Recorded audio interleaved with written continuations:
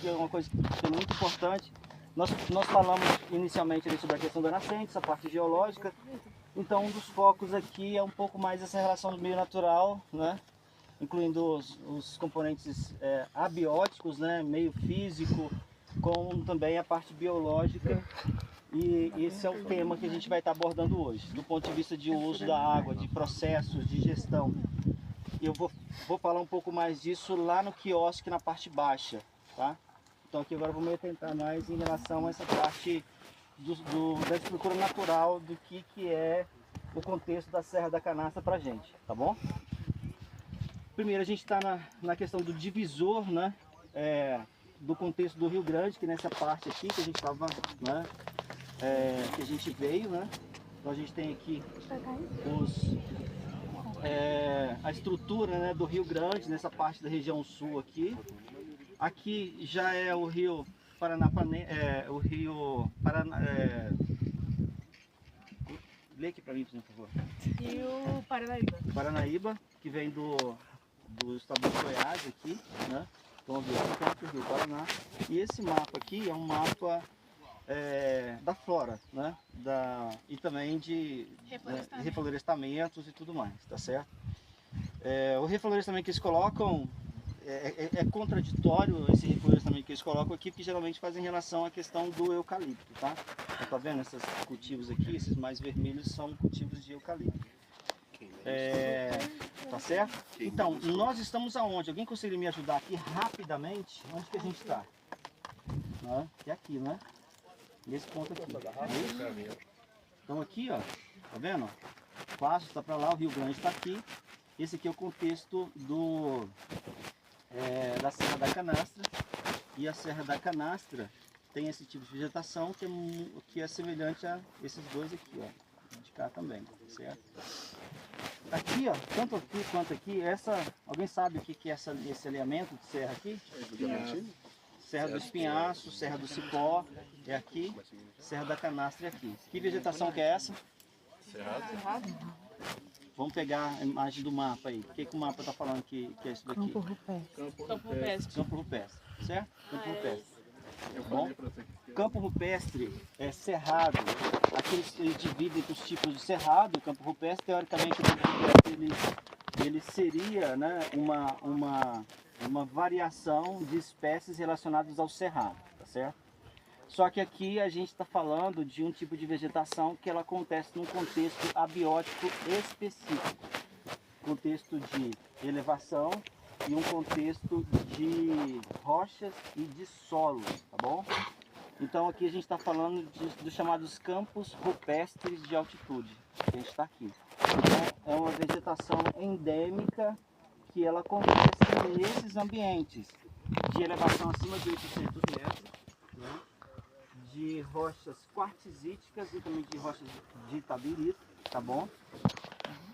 E desses tipos de solos que são solos rasos, neossolos litóricos. Então a gente está falando de um tipo de vegetação que ele vai acontecer aqui nesse contexto da canastra e no contexto da Serra do Espinhaço aqui em cima, tá certo? No contexto da Serra do Espinhaço aqui em cima, isso aqui é a Serra do Cipó, tá bom? Contexto da Serra do Cipó. Isso aqui é muito importante porque a vegetação que a gente observa aqui na Serra da Canastra, ela vai acontecer lá do outro lado também, na região de Belo Horizonte. E isso é bem bacana porque esse argumento dessas vegetações típicas desses ambientes, elas reforçam a necessidade de preservação e, consequentemente, elas vão restringir o uso dos recursos naturais, incluindo a água, tanto superficial quanto subterrânea.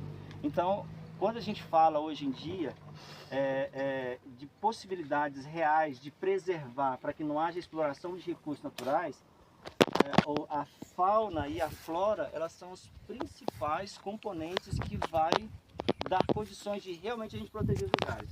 Porque se a gente não tem espécies, né, que são espécies endêmicas, que são espécies que acontecem nesses ambientes, o poder, né, econômico da necessidade de minerar, eles vão tentar de todas as formas minerar nesses lugares. Então, a Serra da Canastra, ela tem uma vegetação endêmica, tem uma vegetação que é muito importante, não só de flora, mas como também de fauna, de espécies que só acontecem aqui. Por isso que o Parque da Canastra, ele tem tanto essa simbologia da nascente da canastra que precisa ser preservado, como também espécies endêmicas de flora e também de fauna. Tem alguns bichos que só acontecem aqui. Um deles é um pato, um tipo de pato, um pato negudão e tal, né? Até a Camila pode falar alguma coisa que tem. Você lembra do seu estágio, dessas espécies, alguma coisa assim? Só o pato-feijão, aqui é o tamanduá-bandeira, o lobo-guará,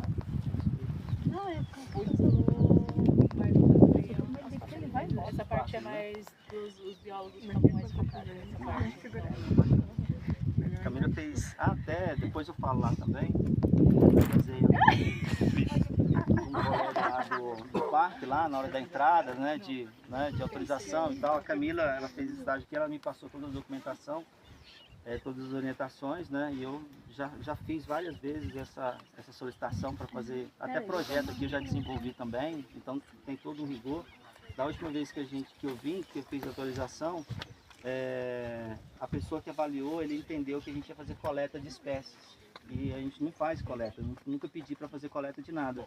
E aí ele travou o meu cadastro lá para eu entregar um relatório de coleta, mas eu não fiz coleta, né? E aí eu não consegui resolver isso antes para pegar a nova autorização. Então eu vou ter que passar um e-mail para eles, falar que não teve nada de coleta de material nenhum. Por isso que eu não quis dar muita corda ali na discussão de autorização, de cadastro e tudo mais, para a coisa não render. A não ser que se ele falasse que a gente não ia entrar, aí eu já ia ter que ir para outro nível de negociação, de conversa. Você sabe com quem você está falando? Lá vem o Exatamente. Marcelo, tá vendo? Entra no sistema aí, ó. Entra aí. Eu já paguei, ó. Eu já paguei para fazer esse projeto aqui, vocês acreditam? Nossa. Eu já paguei. Ele fala, você sabe a bacia do Rio Grande? Sabe quem fez o plano diretor da bacia do Rio Grande? Exatamente. Tem umas bossorocas aqui dentro, né? Porque o Guilherme, que estava no evento da geografia, ele estava na brigada aqui, ele falou desse problema, só que eles não tinham como ter um projeto de recuperação. Eu vim, passei 2 dias aqui, né? Paguei com meu dinheiro a vinda, minha hospedagem. A única coisa que o parque deu foi o transporte aqui dentro do parque, né? Então, mas isso a gente faz porque é assim mesmo, É o né? Rio? É. Eu morei um ano em Diamantina, né? Então eu morava bem pertinho da Serra dos Penhascos. E aí lá tinha também uma questão que era que tradicionalmente tem as pessoas que colhem sempre vivas, né? E a sempre viva ela é uma planta que é característica desse contexto de São Silvestre. E ela ela é a primeira planta a rebrotar depois de uma queimada, né? E aí o pessoal colhia e tudo mais, só que daí tinha uma galera que fazia isso indiscriminadamente, tacava fogo e tudo mais. E aí na época eu tava até lá na UFVJM e eu escrevi um projeto sobre fazer uma análise mesmo, sabe? Tipo, identificar cada uma dessas comunidades que faziam essa questão tradicional, não sei o que. E aí eles falaram assim pra mim que não ia dar pra fazer isso, esse projeto, que não era tão relevante assim. E aí esse ano teve uma queimada, né? Porque sempre, infelizmente, acaba acontecendo, e queimou parte do campus da UFVJM. Essas comunidades que usam esse extrativismo, né? Muitas delas até mesmo para se manter, né?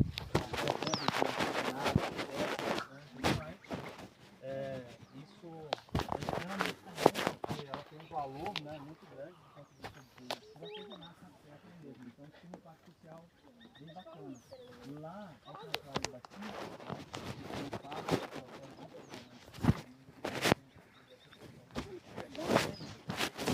na Serra dos Penhascos a gente tem poucos parques, né, de proteção integral. Então acaba que uma parte está protegida, outra parte não está, e aí tem esse debate, né? Exatamente, tem todo o debate de exploração também. Né? Aqui na Canastra, mesmo a gente tendo o parque cobrindo os 2 chapadões, que é o da Canastra e o da Babilônia, ainda tem muita gente morando na Babilônia, porque eles têm direito à terra, os canastreiros, que tem comprovado que tem origem canastreira, eles têm direito a morar aqui ainda. Aí parte das residências, então, o ICMBio está tentando comprar, só que eles não... Só não pegou tirar o besouro, ele ia dar um petarecão. Dá uma empurradinha. Fica esperto, Eduardo. Pô, cara. Ele tava subindo em mim. Vai lá, pode continuar. Bom, parte das residências aqui que estão no Chapadão da Babilônia, esse menino tá tentando comprar, só que o agro tá chegando lá antes, porque é uma terra muito volta para canastra, tem todo o contexto histórico, fora a questão dos Airbnb agora, e toda a demanda turística, eles não querem vender, então mesmo estando dentro da unidade de conservação, ainda tem muita gente que mora aqui. Então, a gente for descer, quando for descer uma parte baixa, vai ter muita pousada, vocês vão ver, que essas questões dos canasteiros, e sobre a questão das plantas, coisa e tal, nos campos, quando a gente passa, é muito difícil aqui, atualmente, ver um campo limpo, sem nenhuma invasora. A gente tem o capim gordura, que é o capim roxo, que ele tá tomando conta de tudo, e o capim nativo tá morrendo a rodo. E eles estão tentando, já queimaram, fizeram a questão do bife, né, que é o manejo de fogo, e não resolve. Então, é legal. Alguém está pesquisando sobre isso também, que é importante. A capicultura é uma espécie invasora, é africana, não é brasileira. E outra coisa, tá? A gente não está batendo papo não, tá? O que o pessoal está falando aí, vai entrar no relatório de vocês também, tá bom? Não deixem de registrar não. Tudo aí tá no contexto do que a gente está conversando. Então vocês anotem aí, isso faz parte do processo. O Itabirito que você falou, é aqui ou tem no canastro? Não, Itabirito é só no quadrilátero. Né? Só no quadrilátero. E qual outra rocha que você falou além do Quartzito. Só os dois, Itabirito e Quartzito. As espécies que a gente observa nesse contexto de quartzito, a gente observa também nos itabiritos. O itabirito é uma rocha muito resistente, onde tem exploração do ferro, tá? Do minério de ferro. Né? O Itabirito é resistente? O itabirito é a rocha metamórfica mais resistente, né? Dela que extrai o minério de ferro. Tá pensando que seria qual? Transporte.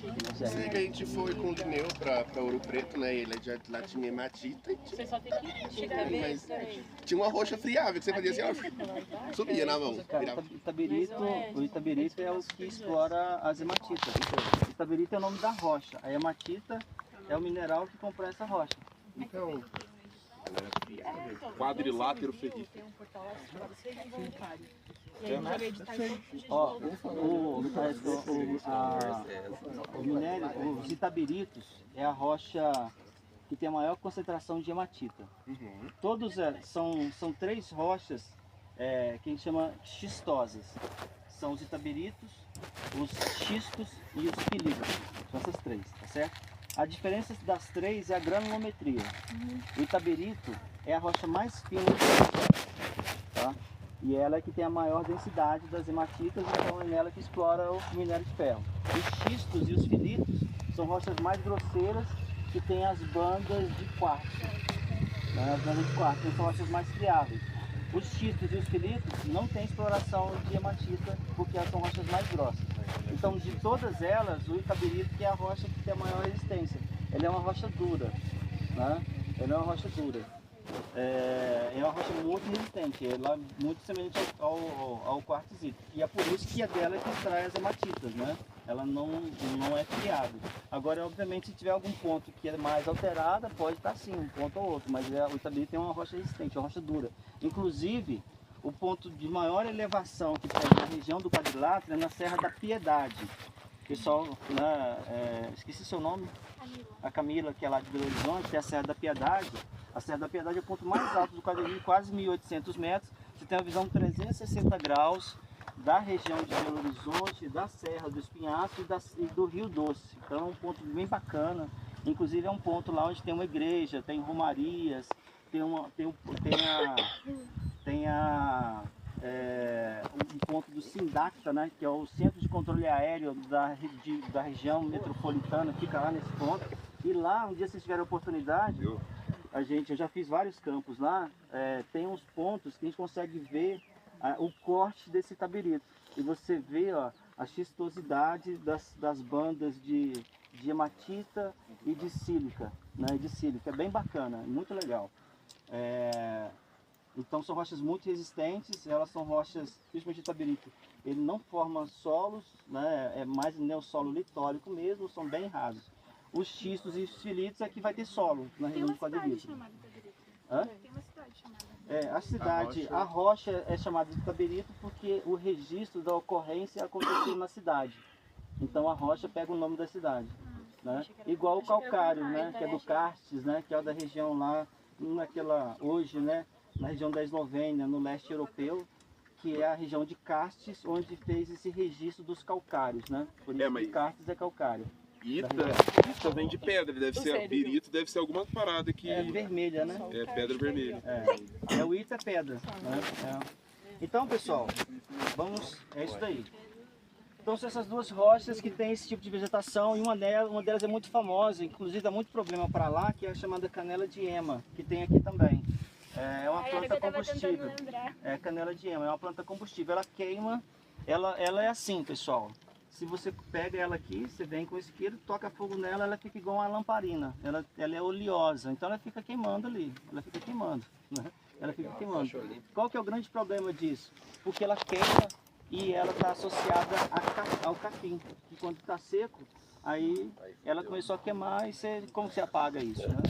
Então por isso que em algumas dessas áreas lá, principalmente para lá, tem um controle muito grande de pessoal que vai para acampar. Né? Que você tem que tomar muito cuidado com o fogo. Né, Hã? Esse fogo dessa canela de ema é importante. Controlado, né? É para algumas espécies o fogo natural, né? Fogo natural que geralmente por estar um ambiente muito seco, aí você tem, hoje por exemplo, está muito seco, está quente, e nesse período do ano tem uma tendência muito grande nos finais das tardes se chover e ter muita incidência de raios relâmpagos. E lá na região da Serra do Espinhaço, é uma das regiões do Brasil que tem a maior densidade de raios, né? Então esse fogo, ele acontece mesmo quando está perto de um dia de chuva, ou antes ou depois, acontece de forma natural, né? Inclusive o Guilherme, a gente, na época que ele estava aqui, a gente, enfim, conversava bastante, eles explicando que o pessoal que trabalha na brigada, ele sabe identificar quando o fogo ele é criminoso e quando o fogo é natural. Então o comportamento do fogo é diferente, né? E geralmente o fogo, quando ele é o fogo natural, ele acontece de uma forma mais linear. Quando ele é o fogo criminoso, o pessoal pega tipo lata de coisas, né? E coloca combustível ali, deixa aquilo queimar e o fogo vai alastrando circularmente também. Então tem algumas diferenças do tipo de fogo quando é criminoso ou não. E, inclusive, pessoal, essa questão que a Karine falou, das pessoas que fazem coleta lá, da Sempre Viva, é um problema em algumas unidades de conservação. Eu fui conversando com as meninas ontem, a geografia também já foi lá no Parque do Itatiaia, né? Os parques nacionais do Brasil, que principalmente na década de 70, 80 e alguns anteriores, teve um problema muito sério do ponto de vista de criação desses parques, desconsiderando toda a cultura local que usava esses parques para subsistência. Até aqui o que a Camila falou, dos canastreiros, né? Que são pessoas que já estavam aqui antes e que continuam, que usavam o parque. Muitas atividades realmente elas não podem mais ser desenvolvidas. Por exemplo, aqui em cima tinha pastagem mesmo, tinha fazenda, tinha cultivo, o pessoal trazia o gado para cá. Até mesmo essa questão do queijo da canastra, né? O gado ele se alimentava antes desse capim que está aqui em cima, que ele tem uma composição que dava um sabor diferente no queijo. E isso até interferia no processo de cura, né? Por isso que é o queijo cru e tudo mais. Quando criou o parque, não podia mais, então teve que tirar tudo, não podia mais usar. Então esse processo de criação do parque, ele trouxe um choque cultural muito grande e uma imagem negativa da conservação. Então acontecia muito aqui, hoje não acontece mais, tá? Hoje não acontece mais, é muito difícil, né? Porque as gerações se passaram, mas antes tinha muitos incêndios que eram desse processo aí, que foi um processo culturalmente muito negativo, né? Então a gente tocava fogo propositalmente para causar o dano. Recentemente saiu até um documentário de um pessoal do Rio de Janeiro, que é da mina do outro lado do Itatiaia, teve uma das queimadas mais intensas das últimas décadas, sabe?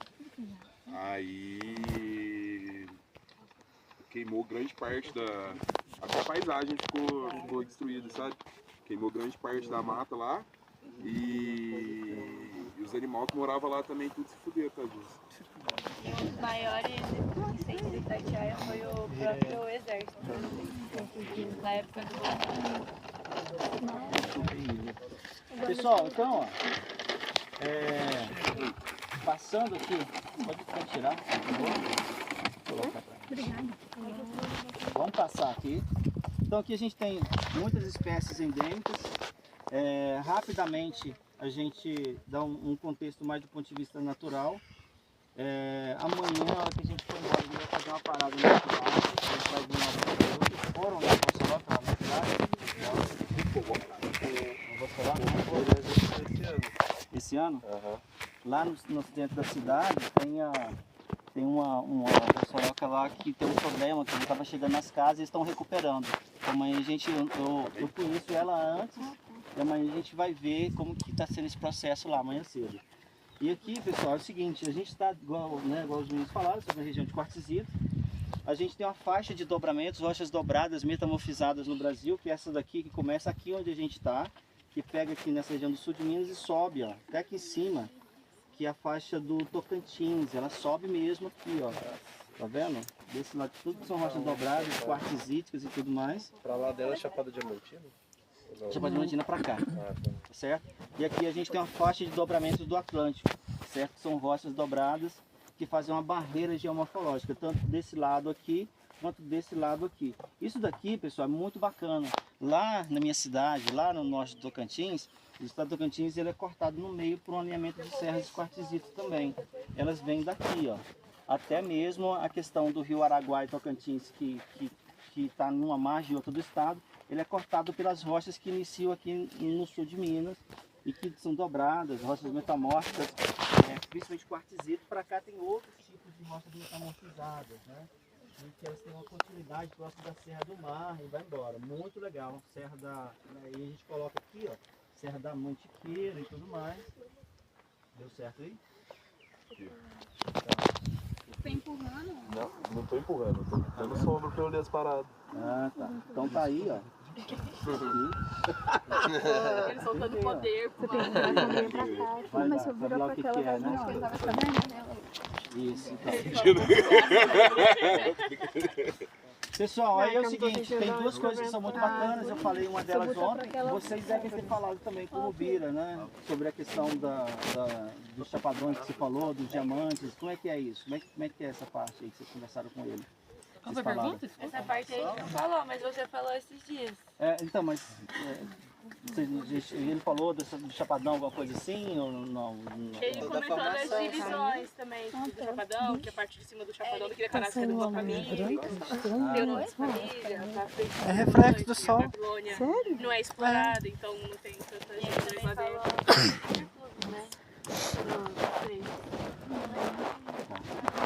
A gente tá onde aqui? Onde que a gente tá aqui, gente?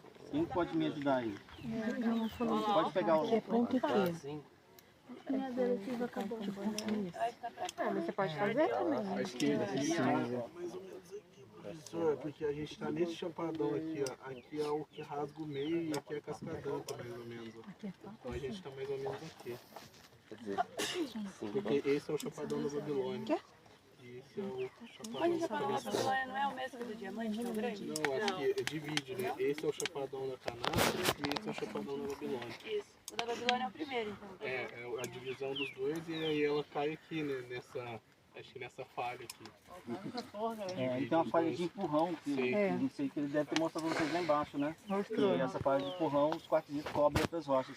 A gente é isso mesmo, a gente está mais ou menos aqui assim, ó. Esse vale aqui é o primeiro vale do São Francisco, que a gente vai ver. A hora que a gente for lá agora, né, na parte alta da Cascadanta, a gente vai num mirantezinho, do outro lado que a gente for ver, é esse encaixe aqui, ó. Esse vale aqui, ó. Esse encaixe de cá, essa festa de cá, é o da Chapadão da Babilônia, que ele se estende depois até Piuí, e ele vai ser o divisor, ó, pra cá é o Rio São Francisco e pra lá é o Rio Grande, tá certo? Também que é o divisor, a gente tá mais ou menos aqui. Isso aqui, ó, gente, isso aqui, ó, é a Serra da Canastra, tá certo? Tá vendo esse pontinho aqui, ó? Esse? É na São Francisco? Isso aqui, ó, esse aqui é um mapa geológico. Esses círculos aqui, ó, toda vez que vocês viram um círculo desse, circular mesmo, tá, pessoal? Circular mesmo. Até tem um filme, não sei se vocês já assistiram, Viagem ao Centro da Terra. Eu já assisti. Todo professor de geografia, em algum momento canônico da vida, passa esse filme. Lutero também. Então, Viagem ao Centro da Terra tem uma parte do filme que eles estão dentro de um cone que tem várias pedras preciosas. Não sei se vocês se lembram desse filme. Esses cones, pessoal, eles não são daquele jeito, vazio daquele jeito, são cones preenchidos, mas a analogia é aquilo mesmo, são cones alcalinos, tá? E são cones, muitos desses cones são cones alcalinos que eles tanto são ricos em pedras preciosas como o diamante, né, que são os kimberlitos que tem aqui. Tem intrusões alcalinas aqui na Serra da Canastra que são os kimberlitos, tá? Kimberlito é um tipo de rocha que é rico em quê? Diamante. Em diamante. Por que é kimberlito? Que é algum que deve ter descobrido. Hã? Kimberlito. Quem deve ter descobrido. Será? Tem chances. Primeira ocorrência numa Quem cidade que com é? esse nome? Hã? Primeira ocorrência foi numa cidade com esse nome? Foi na cidade desse nome. Onde que é essa cidade? Qual que é a Que tem pergunta? as maiores reservas de diamante do mundo é na cidade de Kimberley. É na África do Sul? Na África do Sul. Certo? Na África do Sul. Na África do Sul, vocês podem entrar lá no Google Maps, que vocês vão ver, muito legal. Vocês vão ver lá a mina, né? Vamos fazer campo lá. Mas a exploração de diamantes, ela é circular, é um cone mesmo, é um buraco circular de kimberlite onde tem os diamantes. Eles estão minerando ali. E eles exploram de forma turística esses locais? É um elevador. É um elevador mesmo. Eu acho que não. A gente fala que é um cone porque ele vai afunilando, mas não é um cone fechado não. Mas é uma intrusão que ela é como se fosse um hotspot. Ela cria um duto de materiais alcalinos, que eles podem ser tanto de diamante, como os kimberlitos, como pode ser outras propriedades minerais também, que é o que acontece em Araxá. Aqui em Itapira e Araxá. Araxá é uma das regiões que tem muita exploração de mineração para fertilização de solo, várias propriedades minerais e terras raras também, aqui na região de Araxá. Então aqui nesse contexto da Serra da Canastra, e para cá também, ó, na Chapada Diamantina, lá em Diamantina, tem muitas dessas intrusões. E aqui, ó, por que encontra-se muito diamante em rio? Porque essas intrusões, elas quando chegam na superfície por movimentação tectônica, elas começam a ser erodidas. Então, o diamante ele não é formado no rio. Ela, pelo escoamento, pela erosão, ela vai sendo depositada no rio. E aí o que acontece? Ela é depositada no rio e no fundo do rio. E aí, por processo de erosão dos milhares de anos, esses depósitos vão sendo cobertos de camadas de sedimentos. E nessas camadas de sedimentos e seixos, onde você tem regiões de intrusão alcalina, você vai ter diamante, que é o que acontece aqui, ó. Por isso aqui tem muito diamante na região de Diamantina, nos rios. E, na verdade, você tem no leito do rio e nas regiões antigas de inundação, nas antigas planícies de inundação. Então, inclusive, lá, a Elisa estava falando sobre as planícies de inundação. Você tem o leito, o canal do rio, e você tem os ambientes, tanto de curto período, né, anual, né, ou de décadas que o rio transborda, né? Então, quando o rio transborda do seu leito natural, você vai ter as planícies de inundação. Nessas regiões aqui, você tem planícies de inundação de milhares de anos, que foram sendo depositadas. Então, você tem pacote de sedimentos que está a 5, 6, 10 metros de profundidade e que eram ricos em diamante. E o pessoal começava a escavar isso e minerar, e tem uma camada lá na região de Diamantina que é sopa de diamantina, que eles falam, uma sopa de seixos, que é rica em diamante. Então, todos os lugares lá que você chegava nessa profundidade dessa camada de seixos, o pessoal sabia que eles podiam entrar naquele nível que ia achar diamante. Então, tem essa sopa, o nome é sopa mesmo, aí tem um nome técnico deles lá. Então, para cá tinha muito diamante e para cá também tem muito diamante. Só que aqui não é diamante de deposição, vai estar na mineração mesmo desses cones. Só que tem um problema, essas áreas de ocorrência desses diamantes, eles estão dentro do que é o limite atual do parque, né? Então esse que é o grande problema, e isso é o único fator que faz, que é o impedimento para que haja a exploração desses diamantes aqui na região da Canastra, tá? Porque eles estão dentro do limite do parque. quando está dentro da área de proteção integral, não tem o que fazer, não tem autorização. A única, o que pode fazer, por exemplo, quando tem para minerar, qual que é a alternativa? Sempre chora. Mudar a lei Que nem do limite do parque. Que nem estavam tentando fazer com Itatiaia, diminuir o tamanho do É o que Itatiaia. tá fazendo Diminuir. com a Foz do Amazonas agora, né? Tinha um Deve ter parque muito lá, interesse, eles né? queriam... Com certeza. Só que para você mudar uma lei dessa, imagina, você vai mudar o Olhar a mão de impacto. muita gente. Não, e outra coisa, você vai ter que ter, se para mudar a lei, você tem que ter audiências públicas e debate, entendeu? Então você não consegue, o pessoal vai cair em cima. É muito difícil você mudar a lei de unidade com proteção integral para explorar qualquer tipo de mineral. O mais importante que ele seja, né? Então você não vai conseguir.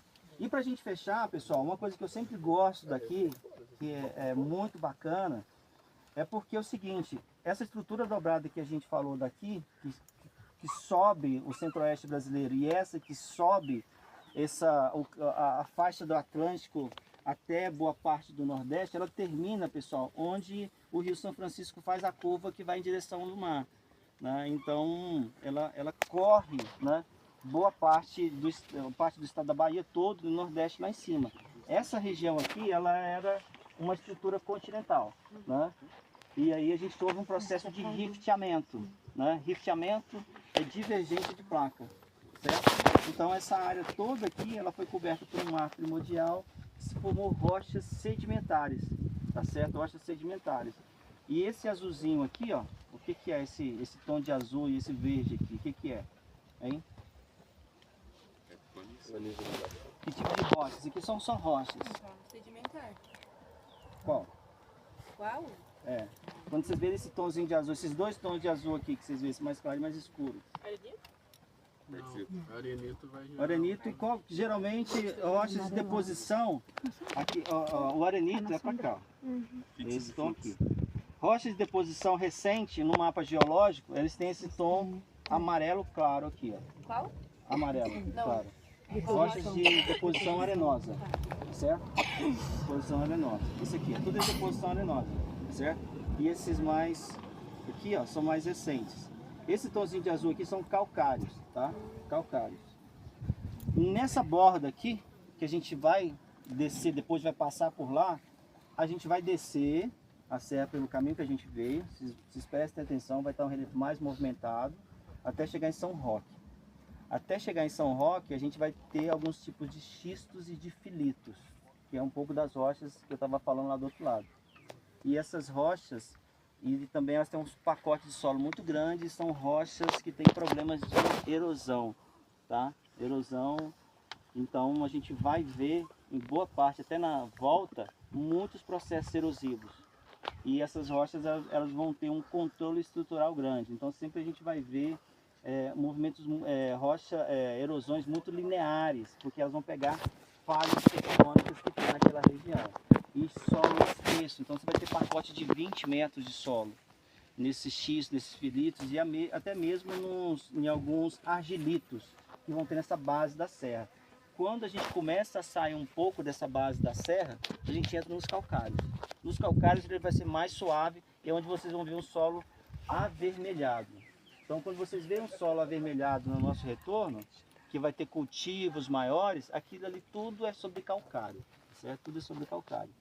Então, o que acontece do ponto de vista das águas? A gente, onde tem nessa margem, que é a margem de maior saída de fluxo de água da serra, que entra no canal, a gente vai ter uma força energética muito grande do rio para erodir as formas de relevo. Então, você vai ter muita produção de sedimento. Aqui vocês estão vendo uma água transparente. Lá embaixo vocês vão ver água transparente na casca d'anta, mas a hora que a gente passar nas pontes saindo, a água já vai começar muito mais barrenta, amarelada, porque a gente vai estar entrando nesses argilitos, nos xistos, que são solos que já tem um teor de ferro maior, tá? Então a gente sai de rochas claras, que aqui os quartzitos, né, uns metasiltitos, que são rochas muito claras, para entrar em umas rochas que tem um maior teor de ferro, com solos profundos, que erodem mais, tá? Que erodem mais. Então, isso é uma coisa muito importante, porque isso vai interferir na irrigação, no tipo de uso do solo, nas técnicas de conservação do solo. E em relação a isso, vocês observem nesse calçamento da estrada na hora que a gente estiver descendo, né, que eles estão fazendo uma estrutura de drenagem muito bem estruturada nas margens, porque senão o escoamento da estrada ele vai destruir esse calçamento. Então, assim, você controlar fluxo de drenagem nessa região é muito importante, por quê? Porque quando sai do calcário, que a gente está nessas rochas, são rochas muito friáveis e muito susceptíveis à erosão linear, a ravinas erosivas. E são grandes, tá, gente? São muito...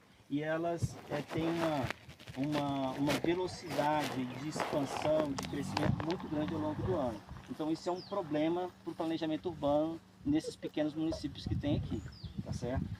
E aqui é muito legal isso, porque é um rift e hoje a gente tem a maior produção de calcário.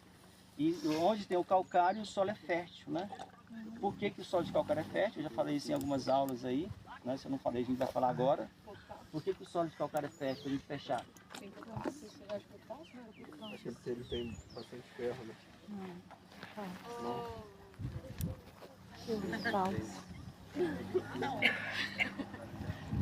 O calcário é usado para corrigir o solo, né? Quando a gente fala corrigir o solo, corrigir a acidez do solo, né? Então o calcário é muito usado para isso. Tem muito cálcio e magnésio, certo? São ricos de cálcio e magnésio, o calcário. Então ele é usado para corrigir solo por isso, né? E essa é as bases da fertilidade química de solos. Então a gente vai ter solos sempre muito ricos, né? Do ponto de vista de fertilidade natural, em calcário e em outra rocha. Qualquer outra rocha que também é assim, que tem muito magnésio também. Não tem tanto cálcio, mas não tem cálcio, mas tem muito magnésio. Qualquer outra rocha que dá solos muito férteis. Nessas duas rochas é que a gente tem as chamadas terras roxas. Basalto, né? Calcário e basalto. Tá certo? Onde tem basalto, tem desenvolvimento de solo, são solos férteis, onde tem terra roxa, porque são solos ricos em magnésio. Onde tem calcário, ainda tem cálcio ainda. Tá certo? Acho que é por causa de derramamento. Exatamente. O basalto é uma rocha extrusiva, né? Então é isso. Ok, pessoal? Então dá pra falar que isso aqui é um graben? Por causa do rifteamento? Aí 2 horses? Um pouquinho para trás. E o graben tem a relação à questão de estabilidade das rochas. Então a região de graben é uma região tectonicamente estável, né? Então, e aqui é um graben. Inclusive, quando você pega uma província muito importante, que é o graben do São Francisco. Tá certo? É o graben do São Francisco, certo? Então ele tem essa distensão e formou um graben porque você tem essas rochas que se formaram sedimentares aí, eles cobriram o fundo desse antigo. E aí o que tem aqui em cima dessas áreas foram erodidas e preenchendo esse canal do São Francisco. Por isso que aqui em cima, pessoal, tanto de um lado quanto do outro, são áreas que são muito suscetíveis à erosão, à saída de material. Então sempre são solos muito rasos, né? Isso daqui, ó, é a Serra do Cipó, certo? A Serra do Cipó, ela estava aqui, ó. É testemunho.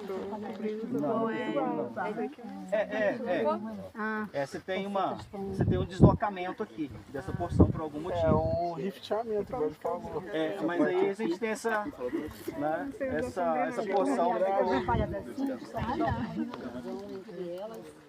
Aqui ela veio pra cá e essa área aqui foi sendo erodida também. Beleza? Isso. Chama um marco geográfico ali atrás. Ah, é? Tá ali mesmo. Vamos lá.